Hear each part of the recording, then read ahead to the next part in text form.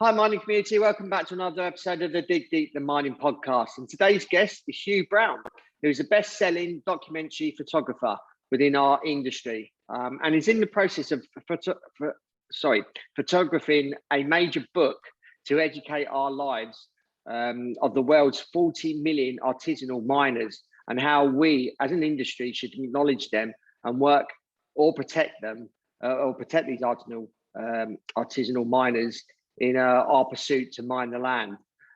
Hugh's on the podcast to talk about obviously artisanal mining and has some of the many challenges that they are faced with daily, and obviously wants to make us aware that these people do exist obviously within our industry.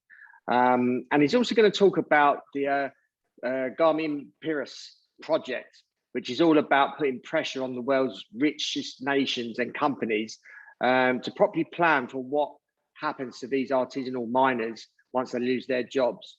So I'm really looking forward to this episode, and obviously educating our audience, which I suppose a lot of us may not necessarily be aware of the issues in our industry around artisanal mining. So that's welcome, Hugh, to the podcast. How you doing, Hugh? Good, Rob. Thank you very much for having me on. No, and I appreciate your time as well. Obviously, we were introduced by a mutual friend. So I wondered if you can give our audience a snapshot of your career and your background, and obviously as your career's developed to where you are today. Yeah, so as you said, I'm a documentary photographer. Been a photographer for nearly 25 years. I think it'll be 25 years next year. And I've been photographing large scale and small scale mining around the world for, over 15 years. So before that, I was a consultant. I worked in corporate strategy. And then again, I had mining clients. So I was, pretty much right across, my career of, 30 years. That's pretty scary. I've been involved with the mining industry, so I reckon I've got a really, really good understanding of not just large scale mining, but also small scale mining, and then being able to compare those. So yeah. And I suppose how did you get into the mining industry, and then obviously subsequently get into the photography side of things? Yeah, so I fell into it to a large extent. My studies were in business and law, and I think I got VAC work at BHP in corporate head office in Melbourne back in the early 90s. And that was really my first exposure. And then when I became a consultant, I had a lot of large mining clients, or I was working on a lot of large mining companies, and so it sort of evolved from there. And then when I decided to become a photographer, and so it never been in my frame of reference that I wanted to be a photographer. It just sort of happened.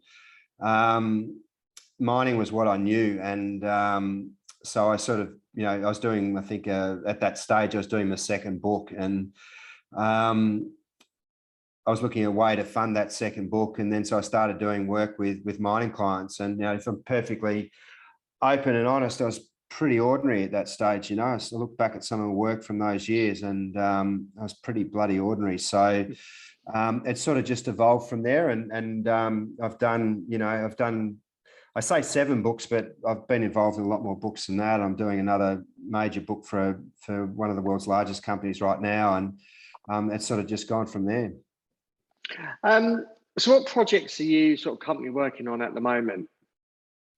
Yeah, so I've got another book on the Pilbara due out. That's that's with my designer at the moment. Got a book for, as I was saying, for major mining company right now. And then I've, on top of that, I've got another book over here in Western Australia. They're all sort of, those first 3 are about 90%. The one's almost 100% done. The other's about 90% done. And then I'm working on the Garimpeiros Project, which has been really probably the biggest project I've ever worked on. And that's to document the lives of the world's 40 million artisanal miners around the world.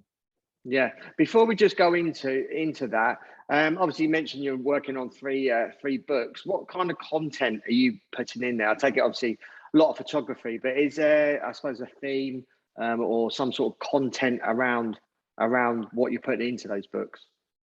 Yeah, so perhaps the best way to frame that is, I remember I was talking to the head of our state art gallery some years ago. I exhibited with a pretty well-known photographer, guy called Richard Waldendorp, who's one of the pioneers of aerial photography, probably in the world. And I remember the gallery curator or director saying to me, he said one of the things that stood out about Richard was that he stuck with a subject and documented it over a long period of time. And that sort of resonated with me. So I've basically picked, in Australia, I've basically picked two areas that I've wanted to focus on and do that over a long period of time. One of those is the Pilbara region, which is, the Pilbara region probably accounts for, at a guess, 40% of the world, 40 to 50% of the world's iron ore output. And so the book on the Pilbara, it captures sort of, it's over a 15-year period that I've shot this book. And it captures, changes in the towns, the landscape, the industry, the people, all of that sort of stuff. And it's about, normally the mix of my books is about two-thirds photos and a third text. So, for example, I photographed Port Hedland, which is the world's largest export tonnage port. I've been photographing that from the air for about 17, 18 years now. And you look back, it's really fascinating to see the changes in the port. So when that port was scaled up from 106 million tonnes per annum back in 2005 to around about 550 million tonnes, and it's this tiny little port with a tiny little entrance, and it's incredible to have been witness and document how they've turned this tiny port into the world's largest export tonnage port. It's incredible. No, carry on. I was going to say, so is one book, for instance, a period of 15 years? Yeah, that Pilbara book's a period of 15 years. Another book I've got on a town called Roebourne in Western Australia, which is, it's literally 40 k's up the road from one of the wealthiest postcodes in Australia, where basically one of the domiciles for the iron ore industry in terms of it's got 2-3 ports within that area.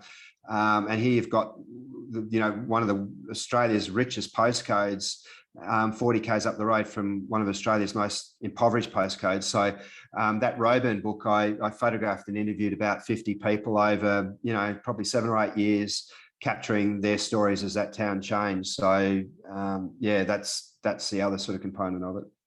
Yeah. So just wondering if you can tell us more about the Garimpeiros Project and what does it mean, and I suppose what's it all about? Yeah, so Garimpeiros, it's a Portuguese word for prospectors.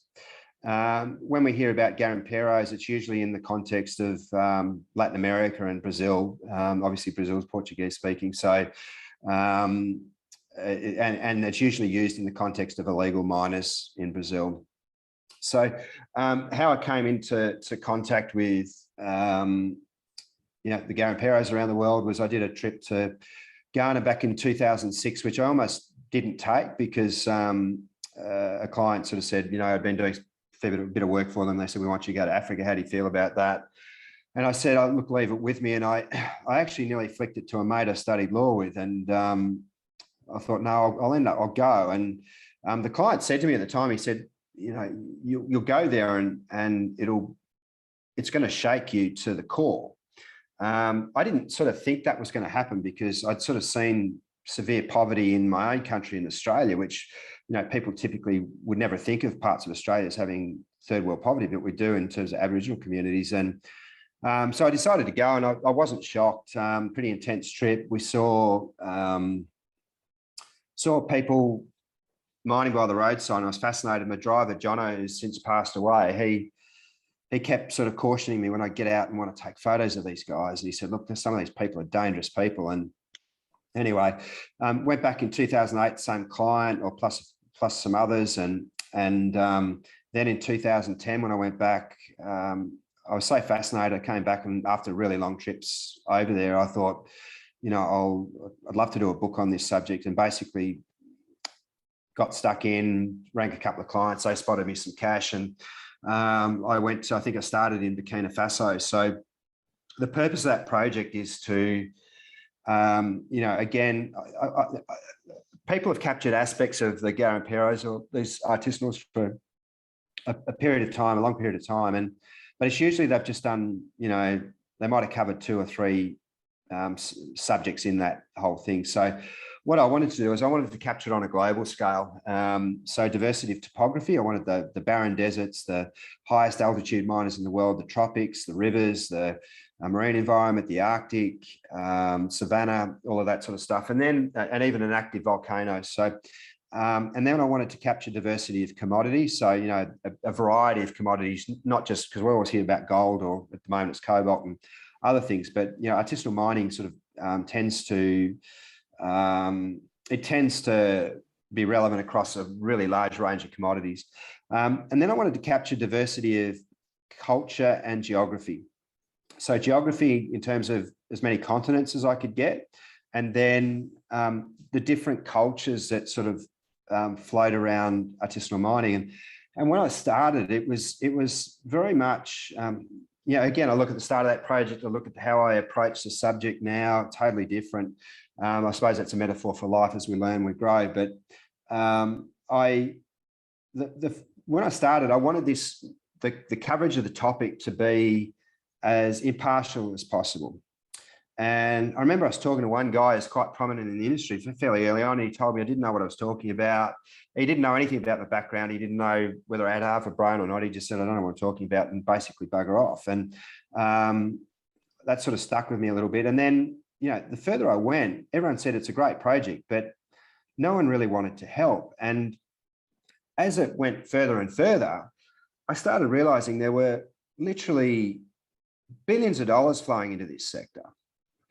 And I thought, surely someone can see the benefit of getting this issue, of a project like this, because it raises the profile of 40 million people around the world. And yet no one really wanted to have a bar at it, billions of dollars. So then I sort of went through this fairly intensive stage of as I looked as to how I might market the project, I started drilling right down to understand the industry as well as I could. And that's how my brain's wired. I've always been a conceptual thinker, and I like to then drill into the detail. And so that's basically what happened. And the more I looked, the more I became uncomfortable with what I was finding. And then I thought, you know what, if no one's going to fund this, one thing I know is I'll get the book done. But for a period, I didn't know what I wanted to achieve with the book beyond those early parameters that I'd sort of set. And then I thought, you know what, this book can be used. These people that I'm photographing don't have a voice, like everyone's making decisions about them in the world's wealthiest countries, but no one's virtually listening to these people. We've got this thing called responsible sourcing, which I'm sure we'll talk about later, which billions of dollars being thrown into it. And I'm seeing these people on the ground, and I'm not seeing any changes in their lives. All I'm seeing is first world consultants making a lot of money with virtually zero benefit going back to the people that I was photographing. And so the analogy for me there was we had, if you have an iceberg, you got 95% of the icebergs below the water and then 5% on top. Well, what I was seeing was maybe 5% of the benefit of all this spend going to the artisanal miners that they purported to be wanting to help. And then 95% of the spend was going on consultants. I thought, if you're a consultant, it's the best business model in the world. If it's you're an artisanal miner, you're going to be getting really pissed off because everyone's telling you what to do. They're spending all this money, and at the end of the day, we're just being told, we're just being shoved around like chess pieces on a chessboard. So, so that's where I've been. And so now the goal of the project very much is to get it in the hands of important people around the world, and to refine the quality of the decisions that are being made, and to also say that if we want to change the lives of these people, we need to take into account the impacts of the decisions that we're taking in terms on things like employment and the like. And if there's a detrimental impact, then what we need to be doing is we need to be putting in place mitigation so these people aren't worse off. And so that's where I'm at now, and that's what I'm pushing for. And yeah, that's probably how we came into contact. Yeah. I suppose one question I should have asked probably a little bit earlier is, how do you define an artisanal miner, or that type of process? Is there a sort of particular definition that you would associate with artisanal mining? Yeah, it's interesting. I mean, you talk to 100 different people, and they might give you 100 different answers. So on that, I came up with my own definition. So that being people using no or very limited or very primitive means of mechanization to mine around the world. So I don't just, in that context, I'm not just referring to mining also as inorganic material. I'm also in cases referring to it as organic material. So for example, you have amber in places like Ukraine, you have mammoth tusk in Russia, and whatever else. So fossils around the world. So, and then there's a sort of another component to it on the small scale mining side, which is there's mechanization, but that's becoming more blurred because mechanization is increasing in many areas of the world in smaller scale mining. So there's a sort of a very blurry boundary that's sort of between large scale mining and the artisanals that I photograph. But for the purpose of what I'm doing, it's limited or no mechanization or very primitive means of mechanization. And also, I suppose they are not like a company or not structured. Also, I suppose, would they not have licenses to actually do mining in a particular area where they are doing it? Are they allowed to? Have they been given permission, or don't they need permission? Yeah, look, that's a really interesting question, and something that's really misunderstood around the world. Yeah, typically these people work in very small groups or individually. So, but that said, in places like Bolivia and Cerro Rico, you had maybe 120 cooperatives working inside Cerro Rico. But then, the thing about artisanal mining is there's no one model as to how it works. And everyone tries to generalize about artisanal mining. It's possible to generalize on certain aspects, but fundamentally it's impossible to generalize because it's done in so many different ways around the world. And what happens typically with artisanal mining is that it evolves in a local context and the mining methods evolve in a local context to suit the ore bodies that they're mining. And until a few years ago, before the arrival of, smartphones and the like, there was very, very little scope for communication between miners around the world in terms of sharing things like technology and know-how. And so you can have, it's all fundamentally the ways of mining, say something like gold around the world, are fairly similar, but they use in different places, different equipment, different methods, all of that sort of stuff.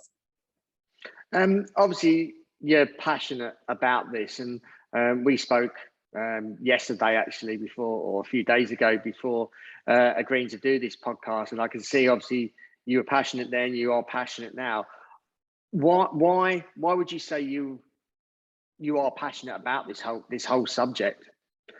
Yes, that's another really good question, and it's something that I've gone through a heap of introspection on over the years, Rob, and the best way to answer that is I've seen stuff along the journey that's not all good, and when you see certain stuff in inverted commas, it reminds you, or no, it teaches you about the impermanence of life, and it teaches you about, in many respects, the meaninglessness of life.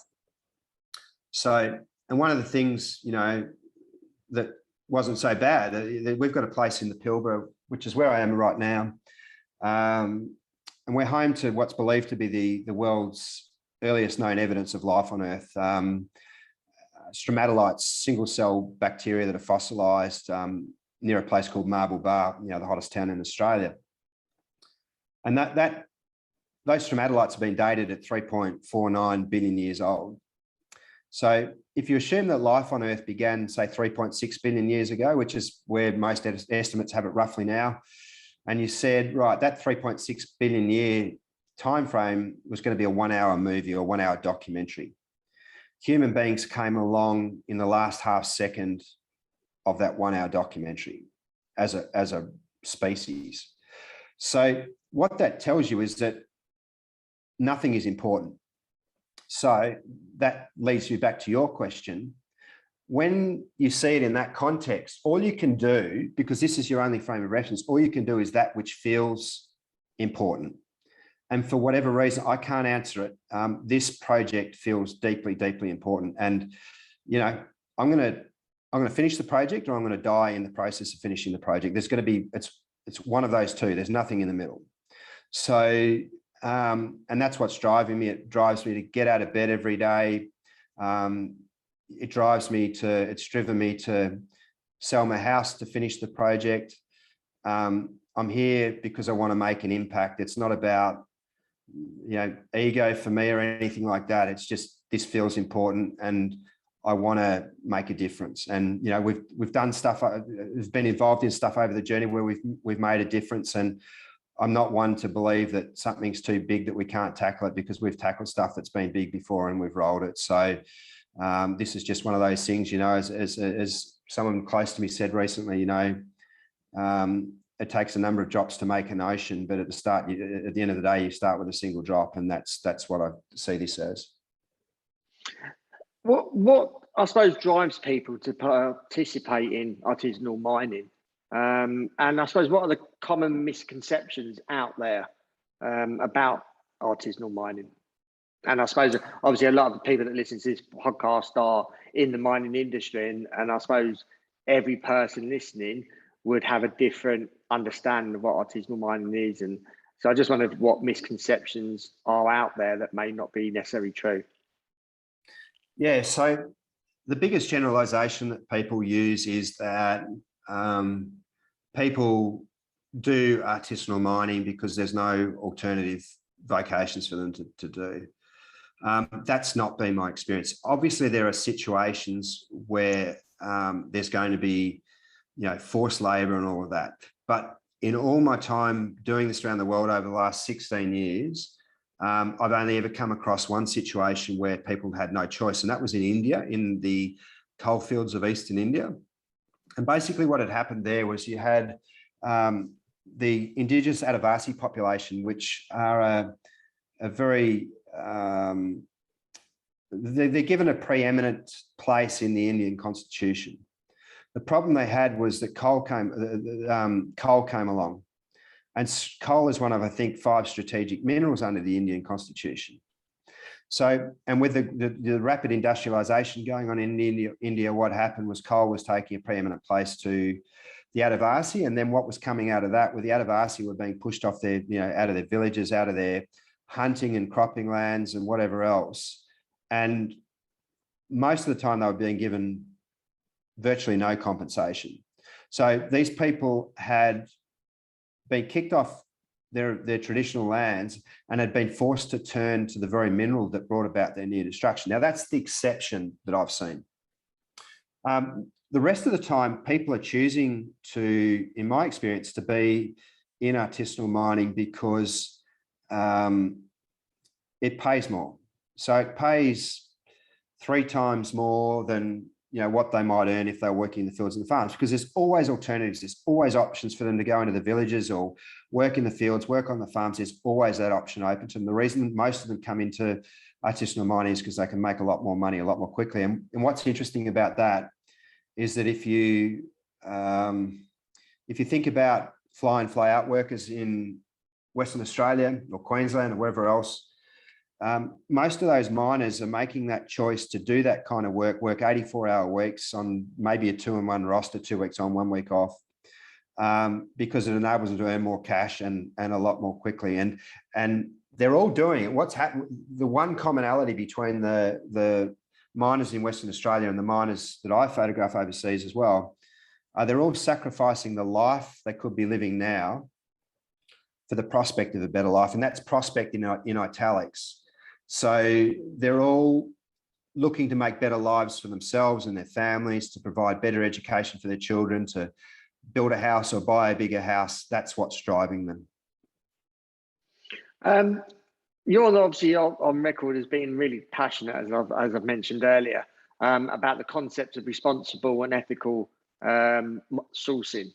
Why is that so? Because this concept of responsible sourcing, responsible mining, whatever you call it, it's driving a lot of change and impact on the artisanal miners that I photograph. And it's being driven by people in the developed world. It's not being driven by people in the first world. And where I'm getting at with that is that you've got these decisions being taken that are impacting on, or that are intended to impact on, artisanal miners. And the artisanal miners aren't being given a say. And what's even worse about it all is, as I said earlier, 95% of the spend on responsible sourcing is going on developed world consultants. So you've got auditors, you've got risk assessors, you've got people doing traceability analysis, you've got whatever else. And then they all come back and they pull all these reports together and they say, we're doing, you know, our product is, the product that we produce is made from responsibly sourced materials or whatever else. Now, if that was a charity and you had 95% of the spend going on administration and 5% getting through to the people that you're intending to benefit, you'd shut that charity down in an instant. Yet, because we're in this era of, you know, what's the word? Because we're in this era of, you know, people just accept what they're being told. No one's challenging this concept of responsible sourcing, and it's coming from really, really powerful places. So it's coming from the OECD, or it initially came out of, you know, the Obama administration back in 2010 when they enacted Section 1502 of Dodd-Frank. You've had the EU enact their, you know, conflict minerals legislation. And you know what the crazy thing about that is? You've got this new legislation that took them, I think it came into being at the start of 2021 or something, and it took them 11 years after Dodd-Frank, and then it was only in relation to a few minerals. And then I was contacted recently, and someone, the OECD, and he said, "Oh, you know, we need to give time for industry to adjust." So they've had 11 years to sort of get this right, and then it's only a few minerals. They're going to be bringing in some others in the next year or two, and then to cap it off, there's basically no enforcement mechanisms for people that breach the law. So have a think about that. So imagine you're driving down a road, the speed limit's 100 k's an hour, you're doing 300 k's an hour, you're breaking the law, but there's no police to enforce it. It's ridiculous. And the other thing about this concept of responsible sourcing is, what does it actually mean? And everyone's saying we've got product that's responsibly sourced, but responsible sourcing means different things to different people. So I could ask you what your concept of responsible sourcing is in relation to, say, a diamond or whatever. And then I could ask someone in another country, or I could ask even someone in the same household. And and then I could say to you, what elements do you think are important in deciding whether that that particular mineral is responsibly sourced? And you might have some ideas. You might say there's no child labor, or, you know, there's no environmental degradation, or we're thinking about employment, for how much employment does it generate for local people. And everyone has a different concept of what responsible sourcing is to them. And then, because it has different what elements, and then you've got to say each person's going to weight each of those elements differently in terms of importance. So if you've got, and then you've got to, you know, if you're doing it properly, you score each of those elements. So you've got so many areas that can break apart. And yet then you've got companies saying this is or it isn't responsibly sourced. It's ridiculous. And as the only thing I can come up with on this is that you've got all these people have designed a system to benefit the consultants, because there's no benefit, virtually no benefit going back to the people they're purporting to help. And it's completely meaningless. It's just, that's why I'm so passionate about it. Obviously, you've obviously, like you said, obviously around the funding, you sold your house. So I suppose this whole process isn't money driven for you. So why have you taken a lead in standing up for the world's sort of poorest miners? Because no one else seems to be doing it. You know, there's people doing pilot programs and all of that here and there, but at the moment, those pilot programs are tinkering at the edges.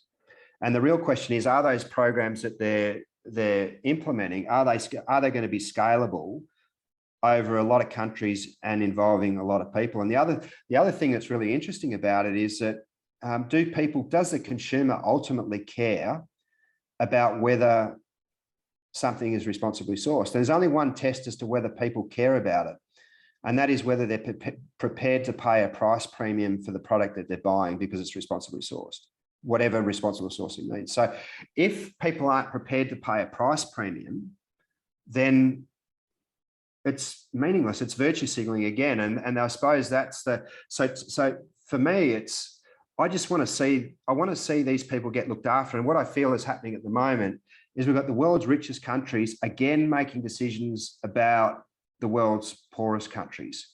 And if I'm a cynic, I also suspect that what's going on is that companies are acting very much in terms of securing their mineral interests at a geopolitical level. So, you know, for example, we've had between 2010 and 2020, we had half the gold discovered around the world as we did in the single year of 1990. So get your head around that. So in 1990, we discovered twice as much gold as we did between 2010 and 2020 around the world.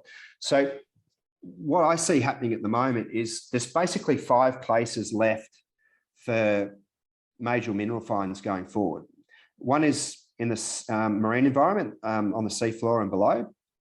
The second is some of the world's major wilderness areas. So, you know, the Amazon, the jungles of Central Africa, Alaska, wherever else. The polar regions, in outer space, so into the asteroid belt and elsewhere. And then finally, the world's poorest nations, the third world. Now, and where do you think virtually all of the world's artisanal miners operate? They operate in the third world, and they're operating on top of good size ore bodies. So it seems to me very convenient that, it seems to me very convenient that we're starting to lean into the artisanal miners right now. And I think back to a declassified State Department document from Kissinger back in 1974, and he talked about the importance of the third world to United States mineral securities back as far as 1974. So these are some of the issues that, I suppose, fire me up. We hear a lot about cobalt and artisanal mining. Is it justified? And if so, why? And if not, why not? Yeah, interesting question. You've got about 150,000 to 200,000 artisanal miners mining cobalt in the Congo. The Congo is responsible for about 70% of the global cobalt output, and I think probably 15% roughly of cobalt output around the world. So we hear a lot about cobalt, child miners, whatever else in the Congo, but in reality, there are 150 to 200,000 of an artisanal mining population globally of 40 million. So if that's the case, if we've got 150 to 200,000, one of the things that stands out is that there's cobalt mining in the Congo is ordinary in terms of what it looks like and the types of mining practices that go on in artisanal mining all around the world. So it doesn't stand out to me in my visits there as being any more dangerous or anything else. And what was put to me, what's really interesting is cobalt is one of the pinch points in the electric vehicle supply chain. So you've got to ask yourself, who stands to benefit from raising cobalt as an issue where it's a pinch point in the global supply chain for batteries and electric vehicles? And when you look at that, that sort of starts to, and I've heard and I've been, you know, there's basically people lobbying to sort of put a squeeze on cobalt because they're trying to sort of impede the take up, not the take up, but basically the rollout of electric vehicles. And you've got to ask who might benefit from that. So yeah, that's another. And that's the thing, like one of the problems with artisanal mining is the lack of transparency around the world. I'll give you an example. I spoke to someone in West Africa a couple of years ago. I made contact with them. We got chatting. They were supposedly rolling out development aid from a EU nation. I said, why are you really there? And they said they were there to, you know, originally, you know, the message had been that they were there to sort of, you know, help improve the way artisanal mining was done. They said, we're really here to secure supplies for the growing electric vehicle industry in our particular country. And this is the stuff that's going on, the lack of transparency among nations. And when you haven't got consistency of objectives, consistency as to definitions of what success looks like between nations, let alone within nations, let alone between companies, and let alone within companies. Because even within companies, you know, you might have the corporate CSR department, there's a corporate social responsibility that's, you know, looking to genuinely impact and achieve positive change. But then you'll have the legal department that's more interested in covering backside and minimizing legal risk and all of that, and reputational risk and all of that sort of stuff. So, yeah. Yeah. What, obviously you've been traveling all around the world. What are some of the bad practices that you have seen that has had a big impact on artisanal mining? Obviously, you don't need to mention companies or jurisdictions or where, but what are some of these bad practices that are occurring that are really affecting artisanal miners? There's many different ways I could answer that question. So I've just got a flying ant on my back here, which is part of living in the tropics in WA. Look, many different ways I could answer that. You know, clearly, if you're looking at artisanal mining relative to how we do things in the West, you might say there's issues around safety or environment or whatever else. Safety you can probably sustain, as large-scale mining, you know, definitely does things in a much safer way. But what's not right for us to be doing is imparting our values onto other people and saying, you can't do that work because it's not safe. I mean, if we put the bird on the other foot and let's say I came to you, I'm an artisanal miner, and I said, you can't do your podcast because we don't like your podcast and all of that, and we're going to shut you down. You'd be pretty annoyed. Environment's an interesting one. I've had a lot of experience comparing environment in a large scale context and a small scale context or artisanal context.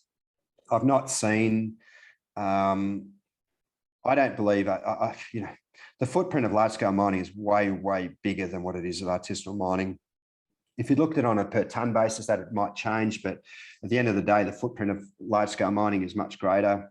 One of the things that comes out of the Congo that in the context of cobalt discussions are children working and all of that sort of stuff. But, you know, the West does not understand this concept of child labor. What we refer to as child labor in the context is so in places like the Congo or wherever else is so far removed from reality that it's not funny. And what I mean by that is, first of all, in the West, we have child labor as well. We just don't call it that. You know, you have kids working at McDonald's, you have kids, you know, doing part-time work after school. And yeah, I remember when I was a kid, I was about the age of 5, I was pushing a lawnmower over half an acre blocks and stuff like that. We don't call that child labor. In the third world, many children, parents tend to have large families quite often because they see the kids as a form of superannuation for when they get old. So the more kids you have, the more kids there are going to be to look after them when they get old. And most of the time, in my experience, it's not child labor, it's kids basically working as part of a family unit, helping their families. And I was talking to someone recently in Ghana, and a woman called Patricia Wilkins, who she runs an educational charity called Basics International. It's basically the most one of the most effective charities I've ever seen. And we talked about this. She said, one of the problems is that there's no definition as to what child labour actually means. So at what age it cuts in, in relation to what types of work.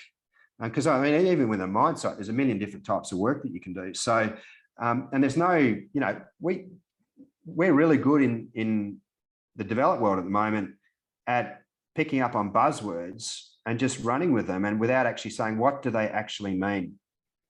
And so I get annoyed when I hear that discussion. Again, when we're trying to impart our values onto others. If we're going to impart our values onto others, which we're basically mandating them, then what we need to be doing is we need to be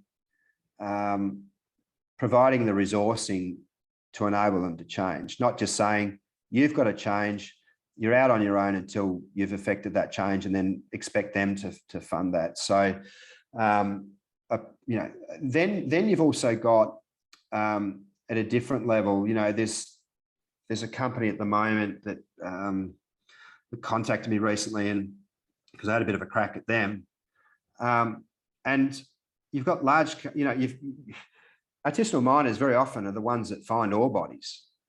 They get nothing for doing it.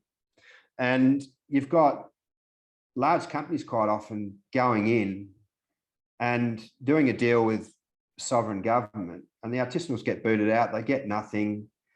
And then quite often there might, and in the case that I'm thinking of, you know, there was 18 or so people killed plus others tortured. And it's one of the largest large-scale mining companies in the world. So now somehow the stuff that they're selling is considered to be responsibly sourced. And so these are sort of some of the challenges that I see around artisanal mining that are not being properly discussed or canvassed or, you know, even broadcast out in the world. And unfortunately, most people in the developed world have never heard of artisanal mining. And that's one of the things that I'm hoping to change over the next however long. And I suppose, how do you think we should be dealing with artisanal mining globally? First of all, we need to respect them. We need to give them a seat at the table. We need to listen to them. You know, one of the problems with artisanal mining at the moment is that there's 40 million of them, and there's only 7 million large-scale mines around the world, and they're heavily fragmented. So it makes it really, really easy for large players to come in and divide them and just basically get rid of them. The other thing that's really important is that a lot of the changes we're trying to impose on these miners,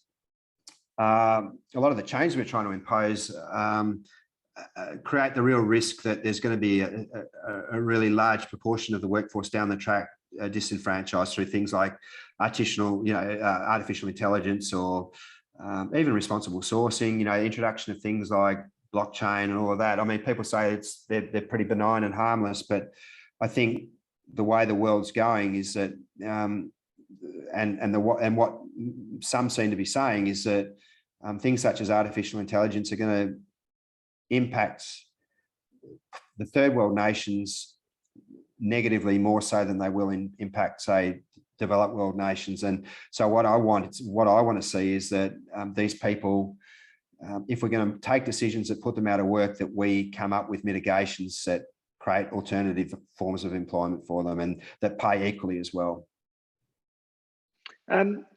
What do you think is the driving focus of artisanal mining is? And I suppose, why all the attention? Basically, the artisanal miners are there just trying to crank out a living and make more money than they otherwise could if they were, you know, working in the fields and the farms. I think, again, like I was saying before, that a large part of the focus on artisanal mining is driven fundamentally by the fact that in the developed world we're running out of ore bodies, you know, commercial ore bodies, and so the easiest place for them to go is into the third world. And by turning the screws on artisanal miners, it makes it harder for those artisanal miners to operate. And by making it harder for them to operate, it makes it easier for, you know, the first world nations to go in and get access to those mineral deposits.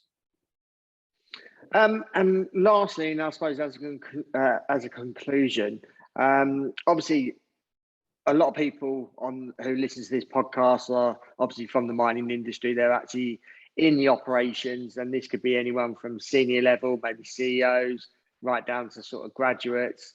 There's also people from that supply into the mining industry, for instance, and obviously there's investors and some other people that are interested in mining. I suppose, what message would you give to them? And I suppose, especially if you're in operations, for instance, or you're actually involved in the mine with mining companies, mining contractors, what kind of message would you want to give to them? So it gives them something to think about moving forward around artisanal mining, and maybe what they could potentially do just to improve the situation.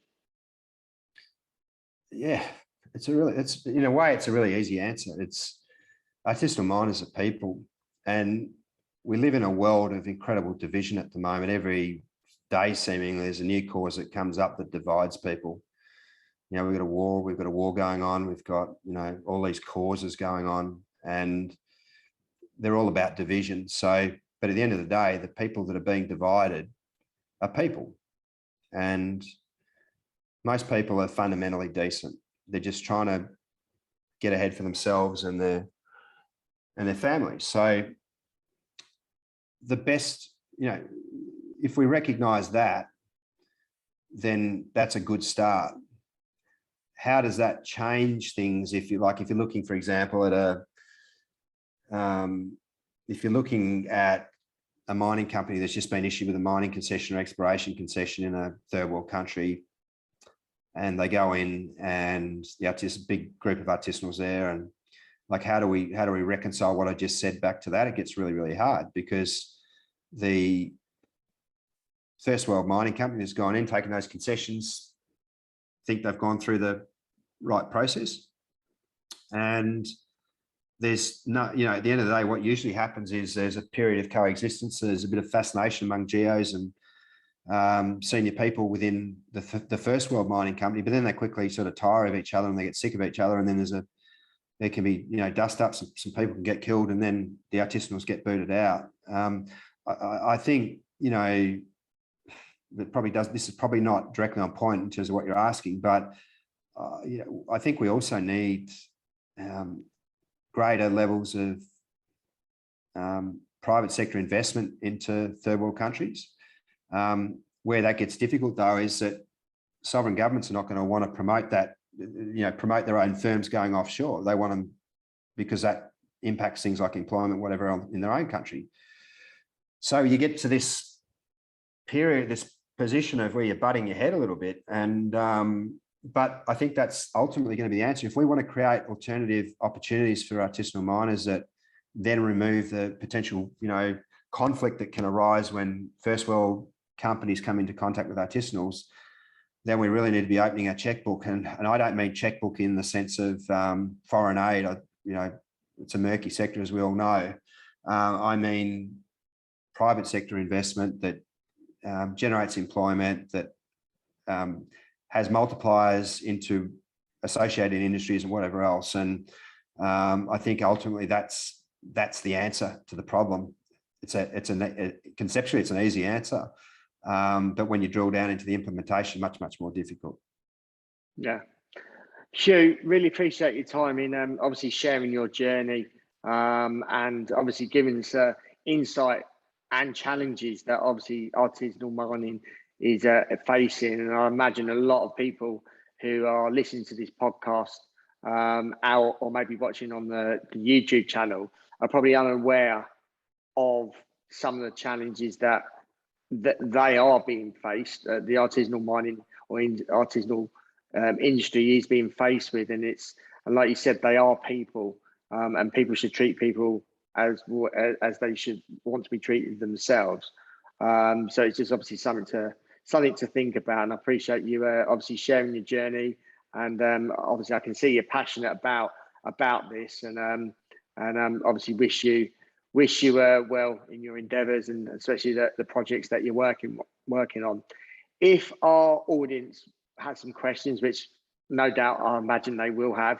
If our audience wants to reach out to you, how can they go about doing that? Are you across any social media platforms? Also, how can people get access to some of your content and some of the books that you have? Yeah, Rob, what I'll do is I'll send you across a heap of links at when we get off the podcast, and would love, if people sort of interested in supporting the work that I'm doing, there's ways you can do that.